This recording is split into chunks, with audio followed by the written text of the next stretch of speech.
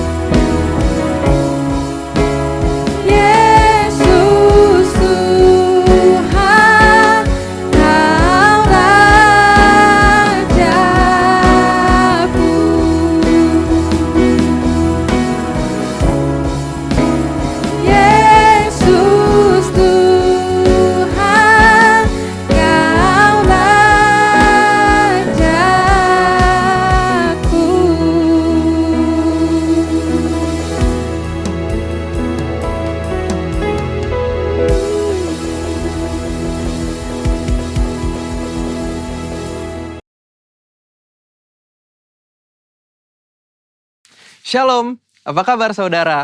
Kita percaya kita selalu di dalam keadaan yang luar biasa. Pada VOP kali ini, kita akan membahas mengenai kekudusan seksualitas atau sexual purity. Sebagai generasi Yeremia, setiap kita wajib menjaga kekudusan, khususnya kekudusan seksualitas. Namun sebuah riset yang diterbitkan lembaga independen pada tahun 2019 menyebutkan 33% remaja sudah melakukan hubungan seks di luar nikah. Hal ini bisa diakibatkan karena kurangnya pemahaman anak-anak muda akan prinsip-prinsip seksualitas yang benar. Maka dari itu, kita sebagai anak muda harus mengerti tentang hubungan seksualitas yang benar menurut Alkitab. Kita percaya Tuhan menciptakan hubungan seksual itu sakral dan kudus di hadapan Tuhan. Sehingga hubungan seksual hanya boleh dinikmati di dalam komitmen pernikahan. Hal ini dikarenakan hubungan seksual adalah anugerah Allah yang indah untuk dinikmati oleh sepasang suami dan istri yang sah dan sudah diberkati di dalam komitmen pernikahan. Firman Allah juga menekankan bahwa hubungan seksual bukanlah berasal dan akibat dari dosa, melainkan hubungan seksual diberikan di dalam pernikahan untuk menghindari percabulan. Prinsip yang lain adalah hubungan seksual harus dipersembahkan untuk kemuliaan Allah. Kita harus mengerti bahwa hubungan seksual bukanlah sekedar kepuasan fisik semata, namun hubungan seksual memberikan pengertian hubungan yang mendalam antara suami dan istri.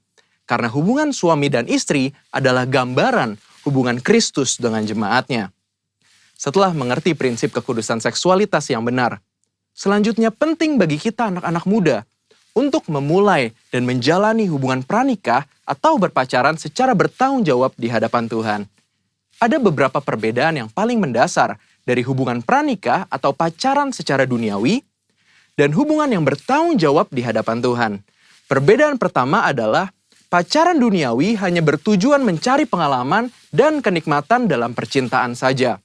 Namun pacaran yang bertanggung jawab kepada Tuhan melihat hubungan pacaran sebagai persiapan untuk menuju ke arah pernikahan. Perbedaan kedua adalah pacaran menurut dunia hanya mengutamakan keintiman dan kepuasan fisik. Tetapi pacaran yang benar harus mengutamakan keintiman rohani dan emosi. Perbedaan ketiga adalah dalam hal komitmen, hubungan pacaran secara dunia hanya berorientasi kepada masa kini, sehingga mudah terjadi perpisahan ketika timbul konflik.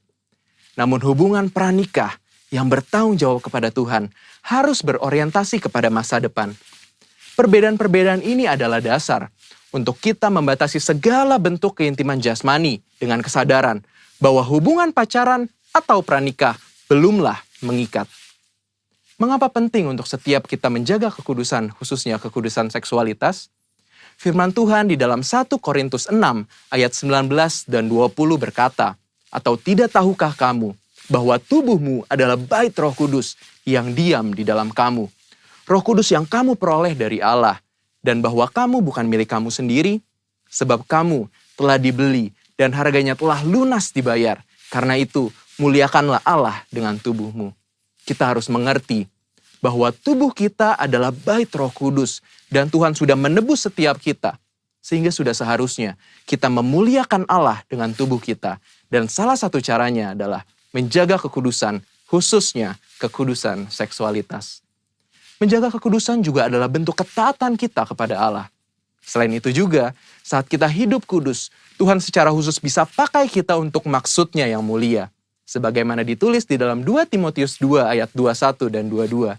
Jika seorang menyucikan dirinya dari hal-hal yang jahat, ia akan menjadi perabot rumah untuk maksud yang mulia.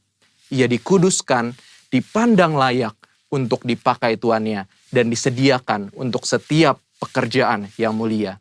Sebab itu, jauhilah nafsu orang muda, kejarlah keadilan, kesetiaan, kasih, dan damai bersama-sama dengan mereka yang berseru kepada Tuhan dengan hati yang murni. Sebagai generasi Yeremia kita percaya, Tuhan akan pakai kita dan percayakan kita hal-hal yang besar.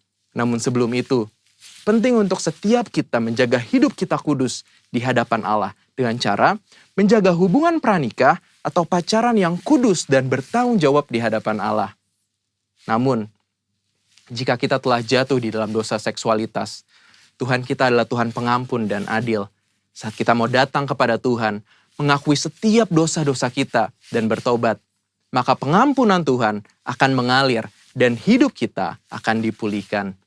Selain itu juga, kita harus menjauhi pergaulan yang buruk dan mencari komunitas-komunitas orang percaya, serta kakak-kakak rohani yang dapat membimbing kita di dalam pertobatan. Karena itu, yuk setiap anak-anak muda, bagi kamu yang sedang berpacaran atau masih single, mari kita persembahkan seluruh tubuh kita untuk kemuliaan Tuhan, agar Dia bisa pakai setiap kita lebih maksimal dalam era Pentakosta ketiga ini. Saudara, untuk penjelasan lebih lengkapnya dari tim teologi kami, jangan lupa buka link yang di atas atau scan barcode yang tersedia. Selamat hari Minggu, Tuhan Yesus memberkati.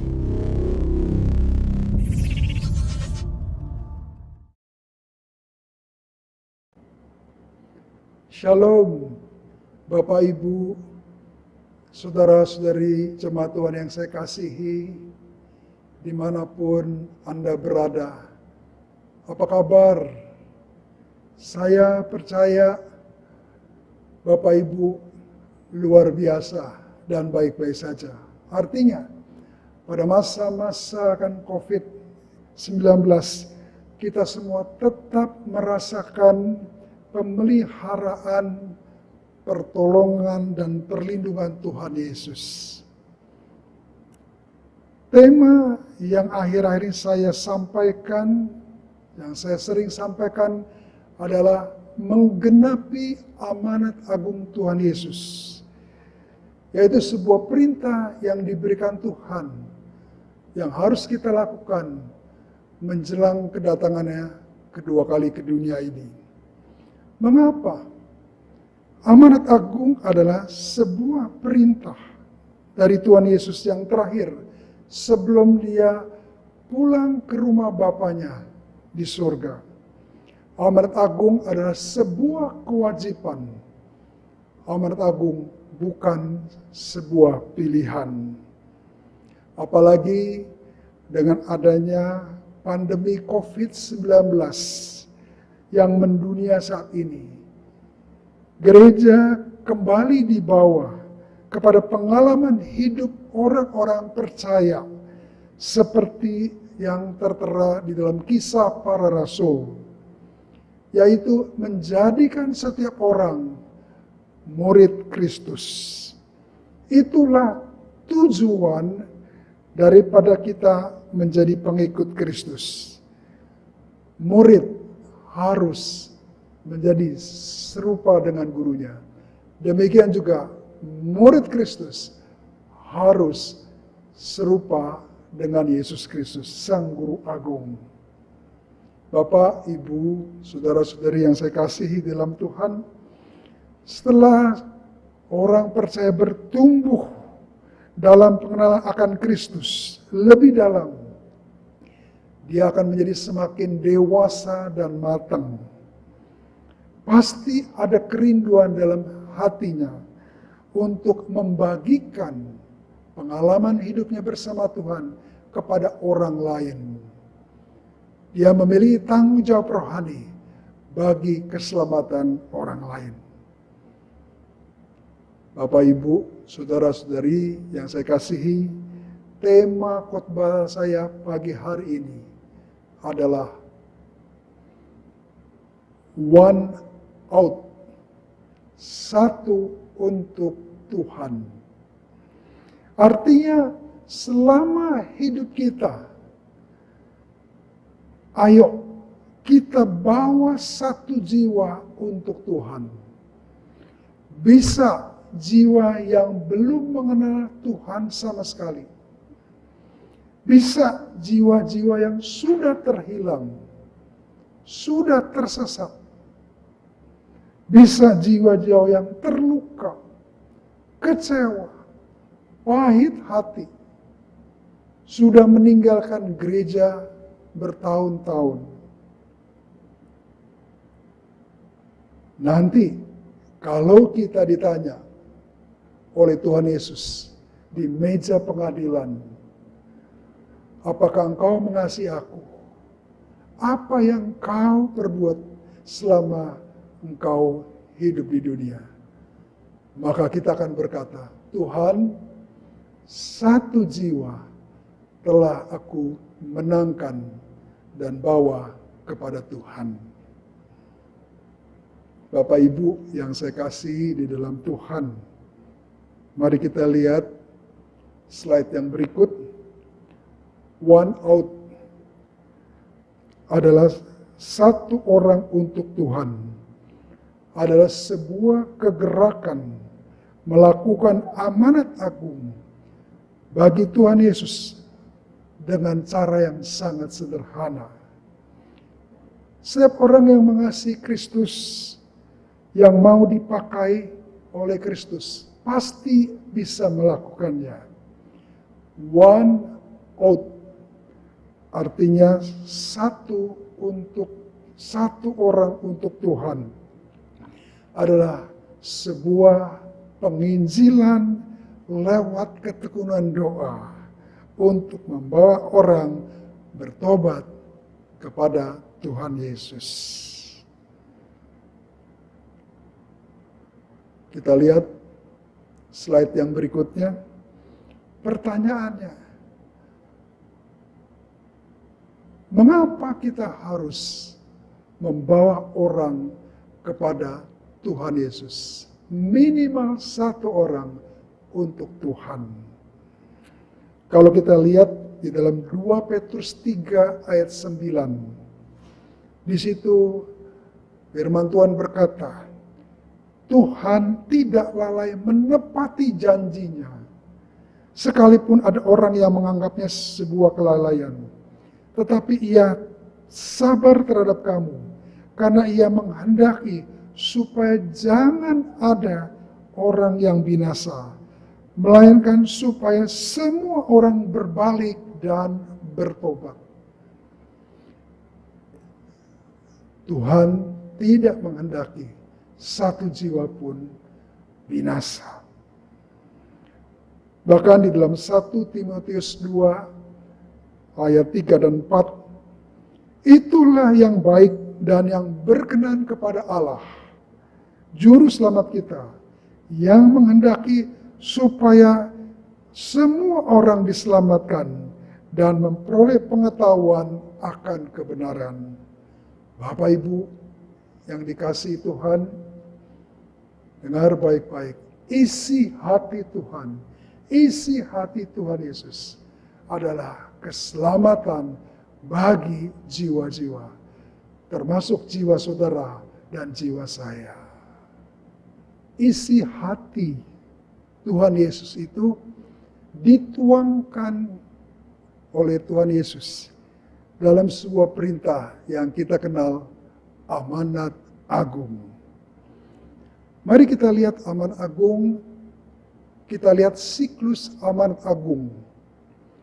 Matius 28 ayat 19 sampai 20. Di situ dikatakan,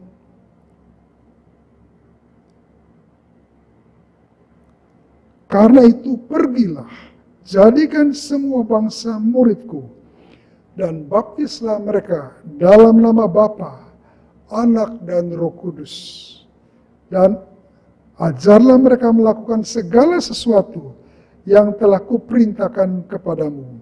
Ketahuilah, aku menyertai kamu senantiasa sampai akhir zaman.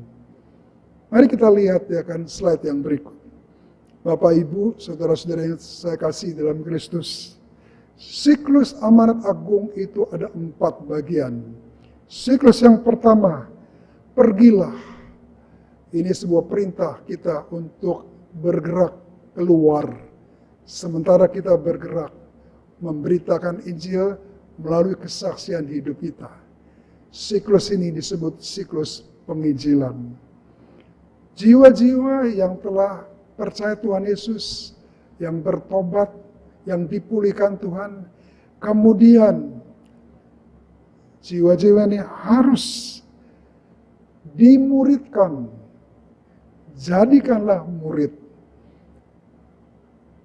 Itulah siklus yang kedua, supaya mereka bertumbuh terus di dalam pengenalan akan Tuhan, dan mereka percaya sungguh-sungguh dan memberi diri untuk dibaptis, baik baptis Islam maupun baptis Roh Kudus.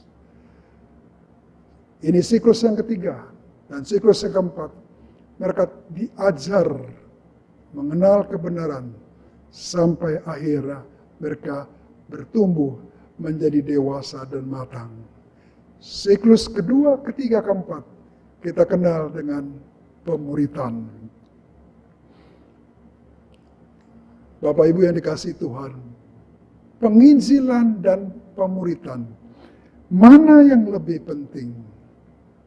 Mari kita lihat beberapa pernyataan yang berikut ini.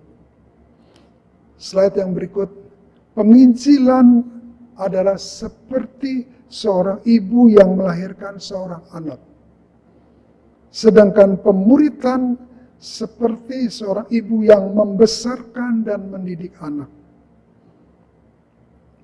Scott Morton pernah berkata, tidak cukup kita hanya melahirkan seseorang untuk memiliki iman. Bayi-bayi rohani di dalam Kristus yang masih baru itu memerlukan bantuan untuk bertumbuh secara rohani sebagaimana bayi manusia yang memerlukan pertolongan untuk bertemu dengan baik. Bapak Ibu yang dikasihi Tuhan, kita perhatikan penginjilan seperti seorang ibu melahirkan anak dan pemuritan seorang ibu yang membesarkan dan mendidik anak. Menginjil tetapi menolak untuk memuridkan adalah seperti seorang ibu yang mau melahirkan seorang bayi tetapi menolak untuk merawat sang bayi. Kita lihat juga slide yang berikut. Memuridkan tanpa menginjil. Bagaimana mungkin terjadi pelipat gandaan jiwa-jiwa? Jadi, penginjilan dan pemuritan, dua-duanya harus terjadi. Harus terjadi keseimbangan di antara penginjilan dan pemuritan. Bapak Ibu yang dikasihi di dalam Tuhan, kita akan lihat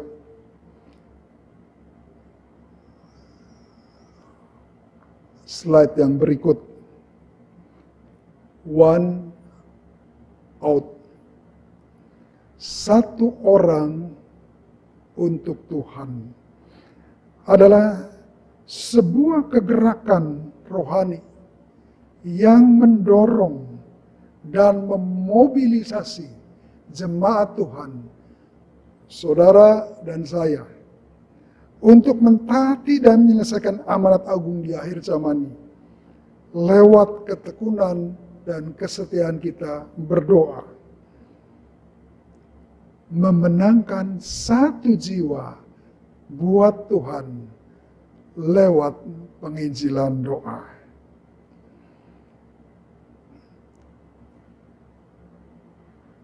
Bagaimana reaksi kita semua? Mungkin di antara kita ada yang takut, ada yang bingung, ada yang malu, ada yang segan melakukan amanat agung. Bahkan tidak jarang ada orang yang malas melakukannya. Bapak Ibu yang dikasihi Tuhan, mungkin banyak orang berkata, Pak, bukankah ini masa yang sulit? Jangankan mikirin orang lain, menyelesaikan amanat agung, hidup saja sudah susah. Apa mau dibikin tambah susah lagi? Bapak Ibu yang dikasihi, jika kita mengasihi Tuhan Yesus, tentunya kita pasti mau mendengarkan isi hati Tuhan. Amin. Yaitu agar setiap orang diselamatkan dan tidak binasa. Alkitab menceritakan banyak pengalaman hidup orang-orang yang dipakai Tuhan itu berada di dalam kondisi yang sulit. Pada waktu dia dipanggil, pada waktu orang-orang tersebut dipakai Tuhan, mereka ada dalam posisi yang sulit.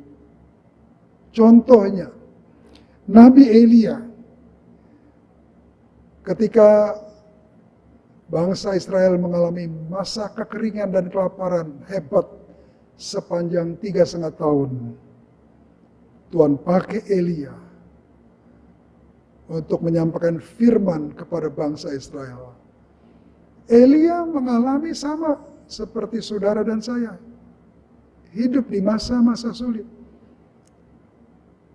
Elia juga mengalami dampak daripada kesulitan, kekeringan, dan kelaparan. Tapi, perhatikan baik-baik, Tuhan pelihara hidup Elia secara luar biasa. Tuhan pakai burung gagak untuk mengantar makanan pagi dan sore. Tuhan pakai janda Sarfat yang miskin di Sidon untuk memelihara hidup Elia sampai akhir masa kekeringan dan kelaparan. Dalam banyak pelayanan saya melihat ketika seseorang, orang percaya, orang Kristen,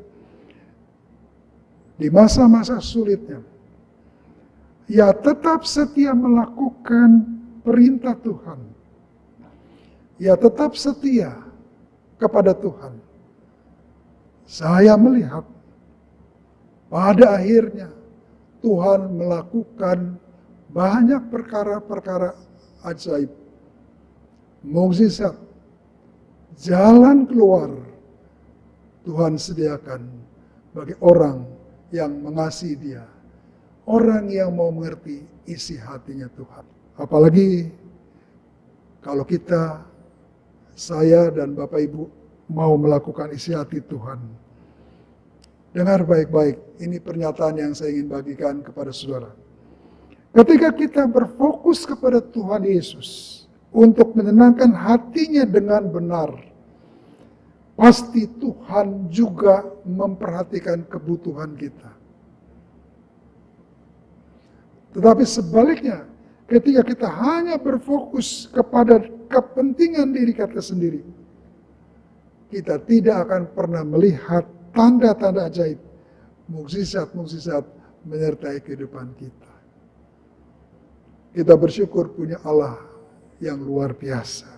Mari kita lihat slide yang berikut. Kita mulai melakukan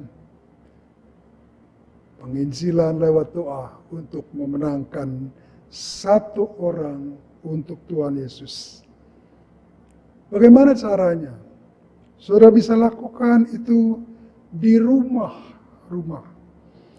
Saudara bisa lakukan penginjilan lewat doa untuk memenangkan satu orang itu di gereja, di sekolah, bahkan di kantor. Kita perlu mengetahui bahwa doa itu akan mengubah atmosfer rohani. Doa menyebabkan seseorang hatinya dilembutkan. Doa mengubahkan iklim rohani seseorang. Dan saya percaya doa pasti bisa menyelamatkan orang. Allah Maha tahu. Dia mau kita berdoa untuk jiwa-jiwa. Dan Dia akan menjawab doa-doa saudara dan saya. Bapak Ibu yang dikasihi, saudara-saudari yang dikasihi dalam Tuhan Yesus, penginjilan efektif itu bukan dari atas mimbar. Penginjilan yang efektif itu dilakukan oleh setiap orang percaya. Siapapun dia bisa melakukan penginjilan efektif. Berikut ini saya ingin membagikan ada 4 strategi, langkah-langkah efektif memenangkan satu jiwa bagi Tuhan Yesus. Langkah yang pertama yaitu berdoa untuk mereka. Langkah yang pertama, berdoa untuk mereka. Bapak Ibu boleh pilih 1, 2, atau 3 orang untuk didoakan dan diucapkan berkat atas hidupnya secara teratur. dalam doa pagi, Bapak Ibu, setiap hari, sisihkan waktu 5 menit, sungguh-sungguh dengan iman. Perkatakan, sebut namanya. Lakukan itu dengan tekun dan setia. Mungkin Bapak Ibu berkata, berapa lama? Itu terserah Tuhan. Tapi saya percaya, satu waktu, jiwa itu pasti bertobat. Saya punya banyak pengalaman, pada waktu mau memulai sebuah pelayanan di daerah Cikampek, saya belum kenal sama sekali orang, tetapi setiap orang yang saya jumpai, saya mulai tulis namanya. Saya ingat sekali, itu ada 21 orang. Mereka yang belum percaya, mereka yang sudah meninggalkan gereja 5 tahun, 10 tahun, ada yang 20 tahun. Bahkan mereka yang sudah tidak pernah lagi bergereja karena kecewa. Ada 21 orang saya tulis.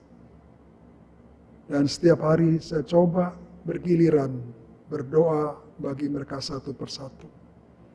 Waktu berjalan, tanpa saya sadari, satu persatu mereka datang, menyerahkan diri, percaya Yesus, dan dibaptis. Sampai satu waktu pernah terjadi ada satu orang yang memang belum di dalam Tuhan. Datang dan dia berkata, Pak Pendeta, saya mau dibaptis.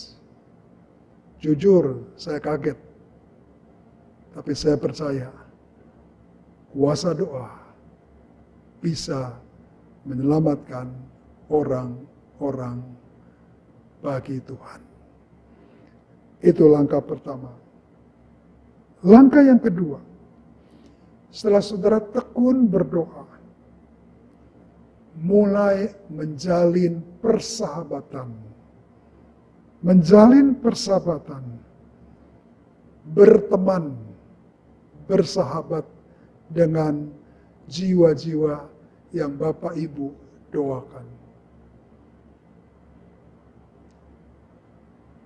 Kalau ada kesempatan, gunakan itu dengan baik.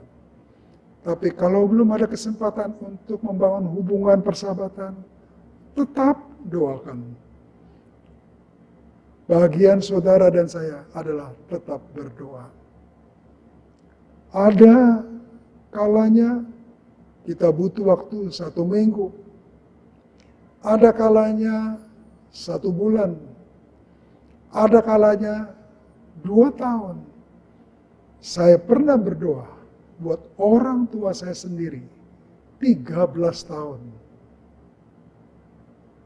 Pada waktu itu jujur saya putus asa.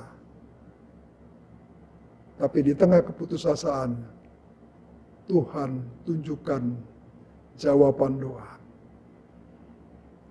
Akhirnya orang tua saya boleh percaya dan menerima Tuhan Yesus. Langkah yang ketiga, setelah kita membangun hubungan, menjalin hubungan persahabatan, saudara mungkin bertanya, apa yang harus kita lakukan?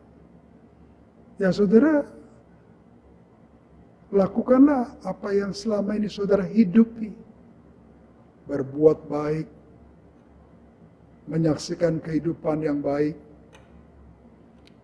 dan biarlah itu menjadi sebuah kesaksian hidup. Lewat hubungan persahabatan, semakin akan semakin dekat. Saya percaya Tuhan membawa kita memasuki langkah yang ketiga, yaitu Tuhan kasih kesempatan kepada kita, saudara dan saya, untuk melayani mereka dengan baik. Melayani mereka dengan baik. Berbagi hidup, berbagi pengalaman, bagaimana Tuhan itu melakukan banyak perkara dalam kehidupan saudara. Waktu berjalan terus, saya percaya Tuhan menyertai saya dan saudara. Seperti Amanat Agung katakan, dan ketahuilah aku menyertai engkau senantiasa sampai akhir zaman. Bapak Ibu jangan pernah takut, percaya Tuhan pasti menyertai kita, menyertai jiwa-jiwa yang Bapak Ibu doakan setiap hari. Sampai satu ketika Tuhan menciptakan sebuah keadaan, yaitu kita masuk ke langkah yang keempat, yaitu kesempatan untuk memberitakan kabar baik. Lalu Bapak, Ibu, saudara-saudari bertanya, apa yang harus saya lakukan? Ceritakan saja kebaikan-kebaikan Tuhan dalam hidup Anda. Ceritakan kuasa-kuasa Tuhan yang telah Anda alami. Tanda-tanda ajaib, mukjizat-mukjizat. Dan saya percaya kesaksian yang saudara bawakan akan mendatangkan kuasa. Jikalau saudara bisa mengalami, saya percaya orang yang saudara doakan juga pasti mengalami pengalaman yang sama. Pengalaman kuasa Tuhan, pengalaman tanda-tanda ajaib yang saudara pernah alami. Saya percaya mereka juga pasti juga akan mengalami. Bapak Ibu yang dikasihi Tuhan, itulah langkah sederhana untuk menggenapi amanat agung. Penginjilan lewat kesetiaan dan ketekunan doa Bapak Ibu. Pagi hari ini, saya ingin mengajak kita semua, seluruh jemaat Tuhan, saya ingin mengajak kita semua, ayo kita ambil waktu, berikan waktu kita, lewat ketekunan doa, kesetiaan doa kita, untuk membawa satu jiwa, satu orang untuk Tuhan. Saya percaya, kalau saudara lakukan, Tuhan akan menganugerahkan sebuah sukacita yang besar. Seperti dalam Injil katakan, kalau ada satu orang bertobat, maka malaikat-malaikat di surga akan bersorak-sorak. Demikian juga dengan saudara dan saya. Kalau kita tekun berdoa, menginjil, memberitakan Injil lewat ketekunan dan kesetiaan doa, penginjilan lewat doa, saudara akan melihat akan banyak orang-orang bertobat mengenal Tuhan Yesus. Bagi Bapak Ibu yang rindu hari ini mau dipakai Tuhan, engkau boleh taruh tangan kanan di dada. Kau taruh tangan kananmu di dada. Engkau mau mengambil waktu, berkomitmen kepada Tuhan Yesus. Minimal satu orang untuk Tuhan. Saudara bawa setiap hari di dalam doamu. Bagi Bapak Ibu yang rindu dan mau, taruh tangan kananmu di dadamu. Mari kita berdoa. Ya Tuhan, Engkau melihat setiap tangan, setiap hati yang terbeban, yang rindu dipakai Tuhan untuk melakukan amanat agung, penginjilan lewat doa, lewat kuasa doa yang mereka lakukan. Urapi mereka ya Tuhan, urapi setiap jemaat-Mu yang rindu, pakai mereka. Kami percaya tanda-tanda ajaib, mukjizat akan menyertai kehidupan mereka. Roh Kudus urapi mereka. Di dalam nama Yesus kami sudah berdoa dan mengucap syukur. Mari yang bersedia kita sama-sama katakan amin. Pernah terlintas untuk kau tolak paku yang menusukmu. Kau sungguh relakan darahmu untuk menebus hidupku. Betapa mencintaimu dan pengorbananmu.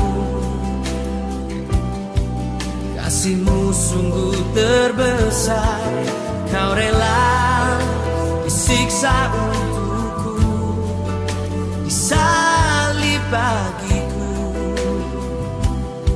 Sungguh kasih-Mu termegah, betapa mencintaimu dan pengorbananmu. Kasih-Mu sungguh terbesar, Kau rela disiksa untukku, disalib bagiku. Sungguh kasih-Mu termegah untukku.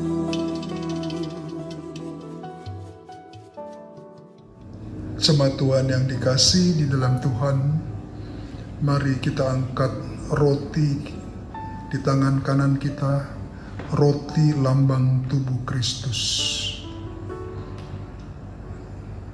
Sebab apa yang telah kuteruskan kepadamu, telah aku terima dari Tuhan, yaitu bahwa Tuhan Yesus pada waktu Ia diserahkan, Ia mengambil roti, dan sudah itu Ia mengucap syukur dan memecah-mecahkannya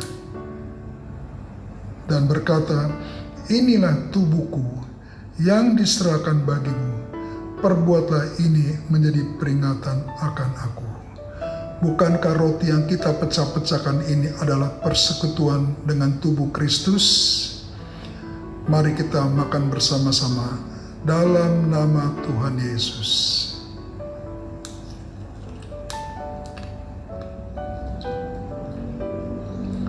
Mari kita angkat cawan yang berisi anggur lambang darah Kristus. Demikian juga Ia mengambil cawan sesudah makan lalu berkata, cawan ini adalah perjanjian baru yang dimeteraikan oleh darahku.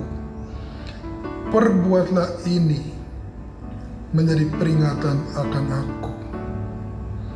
Bukankah cawan pengucapan syukur ini adalah persekutuan dengan darah Kristus? Mari kita minum bersama-sama dalam nama Tuhan Yesus.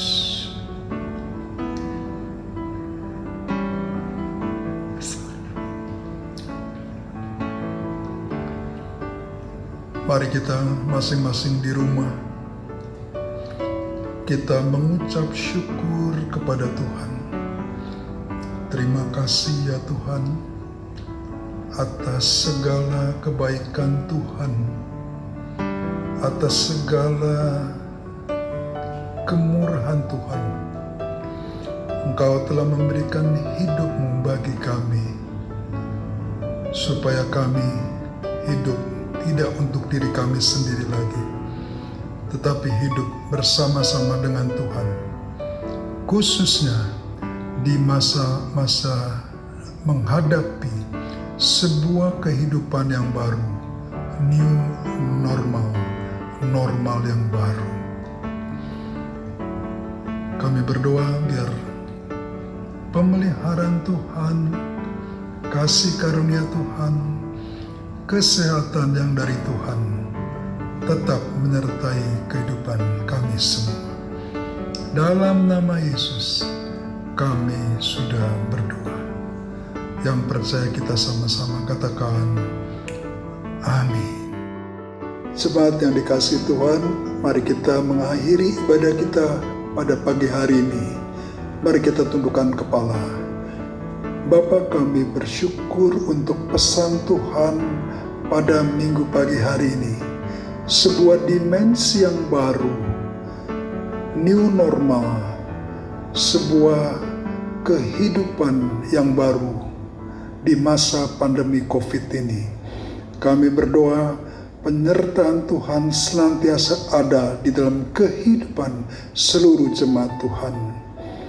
Kami berdoa juga untuk pemerintah Indonesia, Bapak Presiden bersama seluruh menteri dan gugus tugas COVID-19. Tuhan berikan hikmat, kemampuan, kekuatan, supaya mereka melakukan tugas semaksimal mungkin bagi pemulihan bangsa kami. Kami berdoa juga untuk Gembala Pembina kami, Bapak Pendeta Insinyur Niko Nyotoro Raharjo bersama para wakil Gembala Rayon kami. Biar kasih karunia Tuhan berlimpah-limpah. Tak lupa kami berdoa juga bagi seluruh jemaat Tuhan di tempat ini. Tuhan, Engkau lindungi hidup mereka, jagai hidup mereka, peliharalah hidup mereka. Engkau yang menemani mereka, Engkau yang menjagai kehidupan mereka. Jemaat Tuhan yang dikasihi Tuhan, sebelum kita mengakhiri ibadah kita, mari kita angkat tangan kita buka hati kita untuk siap menerima berkat dari Tuhan.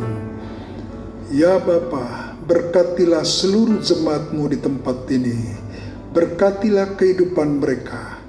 Berkatilah keluarga mereka. Berkatilah usaha dan pekerjaan mereka. Biarlah kasih karunia Tuhan Yesus yang berlimpah-limpah Tuhan curahkan di dalam kehidupan mereka. Bersama dengan persekutuan yang manis dengan Roh Kudus, selalu menyertai jemaat-Mu, mulai pagi hari ini, sampai Tuhan Yesus datang, menjemput kita semua di awan-awan yang mulia.